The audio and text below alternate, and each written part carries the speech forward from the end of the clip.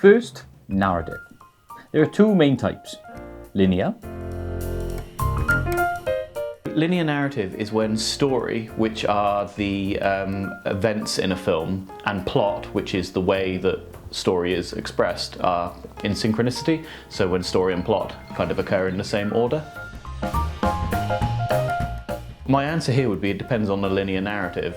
Some linear narratives aren't engaging and some of them are. It depends on the quality of the story itself, but linear narratives are, I guess, more easily understood because they occur in the same order that audiences expect them to happen. And non-linear.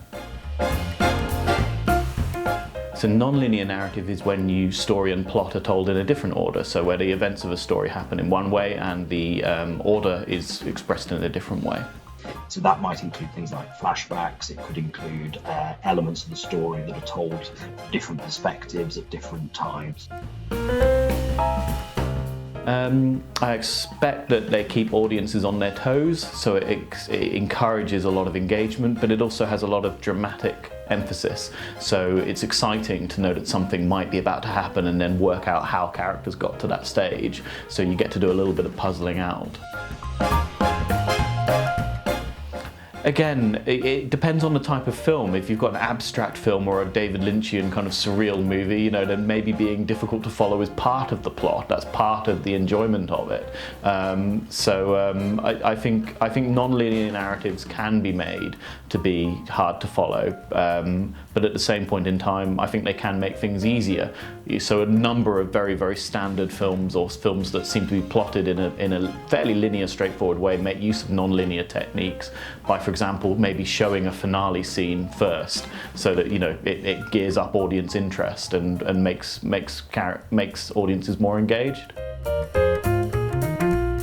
I think as viewers, we do like to piece things together for ourselves. I think it's really important that we are able to do that. I think sometimes if everything's kind of laid on a plate for us, that can often be just as disorientating possibly, or even perhaps not meeting the needs that we have as an audience. So I think sometimes we like to have, in certain genres, that kind of more move away from the linear narrative.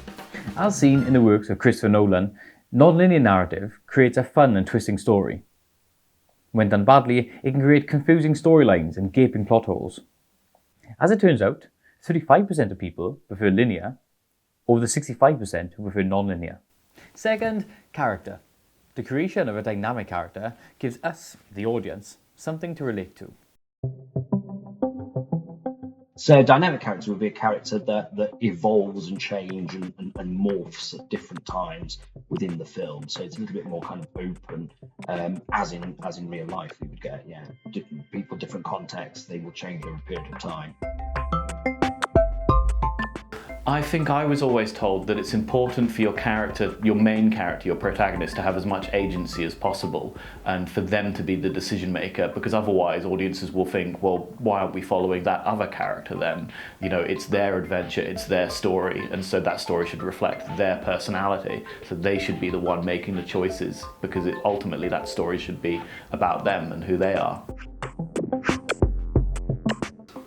I would say an interesting way of doing that would be by characterizing them well and making sure that there's a relationship between their characterization, so how they appear to be, but having there be something deeper inside, so something we call true character. So the idea is, as a character goes through various different adventures and has come across various different conflicts and events, what happens is their true character is emerged out of their characterization. So maybe a character who seems quite cowardly is actually quite brave, or something like that. So characterization kind of meeting who they are inside. Having a changing and developing character allows us to empathise with them as they change and develop, much like we do in our own stories.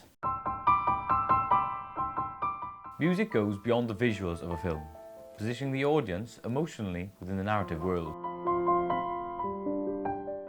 Oh, music's enormously important. Even back in the silent era, when we think of movies as being silent with no sound, music was incredibly important to emotionally position the audience. It can give narrative information, it can tell us when something bad's about to happen, it can tell us what a character's feeling.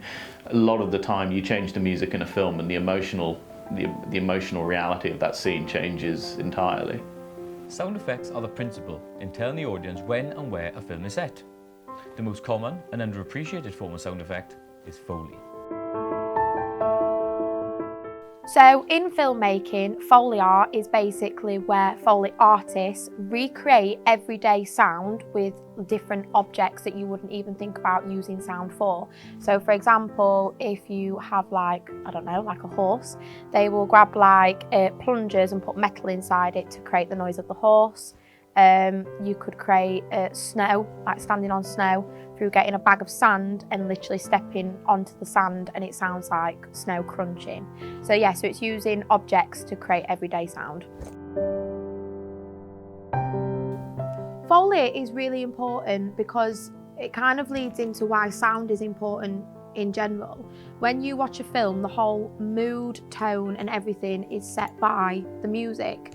And when it comes to Foley, even though you might not even think about it, just enhancing those noises can impact literally the mood. Like you think of a horror film, it's the creaking of the doors, it's the stepping on the floorboards, it's even like the sound of someone breathing. It just intensifies everything and it's more important than we realise. Foley that is low quality, out of sync or badly edited to suit the setting of the film can remove you from the diegesis. The more recognisable and understood sound effect is the sting. It's a recurrent element of sounds that could perhaps be used to establish a particular character. It could be a piece of music that's establishing a certain emotion within a film. But it's this repeated element that we as an audience become associated with. So yeah, stings that are used quite carefully in many ways, but they form one of the important backdrops really of the musical score on a film. I think it's that idea of punctuating something, and I think it's a way of informing audiences that they've just seen they've just seen an ending, they've just seen something happen. It undercuts it in some way and gives them a little musical reference for that in some way. Any form of sound is considerably more effective at engagement than most visuals. The audience is willing to forgive a blurry or shaky image, but not a low quality sound effect or unintelligible dialogue. The audience needs to be able to hear what's going on to understand the narrative. Editing is the invisible glue that holds the narrative together. Break the continuity and the narrative shatters. So continuity editing is a style of editing that popularises the idea that films should be seen as a kind of infallible, observable whole. So it's not something that's broken up and seen in discontinuity or in various different orders. It's something that seems like it's breathing, it's living. It feels like a real world that's continuous, that isn't fabricated in any way.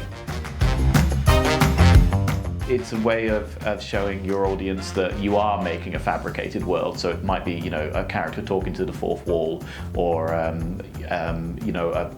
showing the artificiality of reminding your audience that what they're seeing is a constructed fiction, and encouraging them to think about kind of the way that the film's been made, rather than just imagining it's a real universe. Oh, absolutely, in a number of different ways. So a number of comedies use it frequently, to kind of remind audiences that they're watching people having fun, and therefore, it seems more humorous. You've got abstract forms of filmmaking, you've got surrealist types of filmmaking. It's often used in many different types of filmmaking. In editing, there are a number of different techniques. Here are some of the basics. Eye line match. When the character looks at something off screen, and then the camera cuts to that thing. Shot reverse shot structure, used to show conversation between two or more characters. The camera will cut between the characters, showing a variation of on-screen and off-screen dialogue, using various shots, types and angles to show how each character relates to one another. L cut, when the audio from the current scene is still present, moving into the following scene. And J cut, when the audio from the following scene infiltrates the current scene. These both allow scenes to fit nicely through each other, to build intrigue and spectacle. A film containing each of these aspects does not make it a good film though. For a film to be classified as good, it must allow each of these elements to blend and work together for a common meaning or mood.